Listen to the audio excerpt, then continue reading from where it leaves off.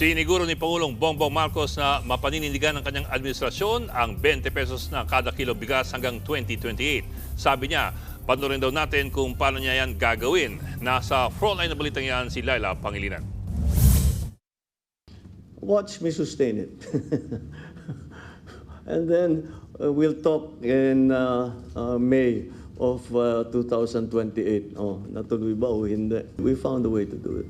Ito ang kumpiyansang sagot ni Pangulong Bongbong Marcos sa mga nagsasabing hindi kayang ipagpatuloy ng pamahalaan ang pagbebenta ng 20 pesos na kada kilong bigas. Katunayan, nakahanap na raw ang pamahalaan ng paraan kung paano ito gagawin. Kabilang dyan ang pagkakaroon ng bilateral deals sa iba't ibang bansa para hindi na pabago-bago ang presyo ng bigas. Kahit anong mangyari down the road, nagawa na ngayon natin. Wala tayong ganun noon eh. Kaya't kaya na natin gawin yung 20 pesos. Para naman palawakin pa ang programa, nagkasundo ang Department of Agriculture at Department of Labor and Employment na ibebenta na rin nila ang 20 pesos na bigas pati na sa mga minimum wage earners. Sa susunod na buwan ito target ipatupad.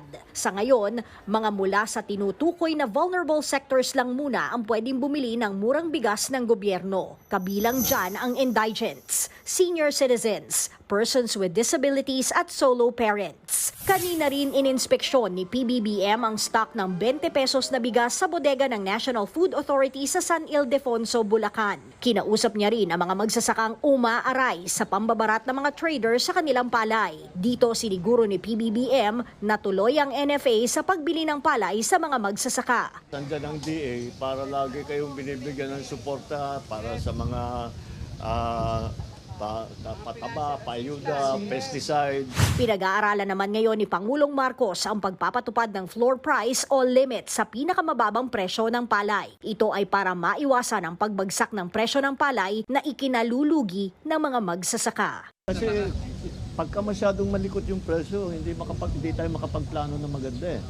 Nagbabalita mula sa Frontline, Laila Pangilinan, News 5. Mga kapatid, Ed Lingaw po, maging maalam at may pakialam sa mga napapanahong balita sa ating bansa. Para sa mas malalimang pagtalakay at paghimay sa mga issue at headlines, tumutok lamang at pag-subscribe sa social media pages ng News 5.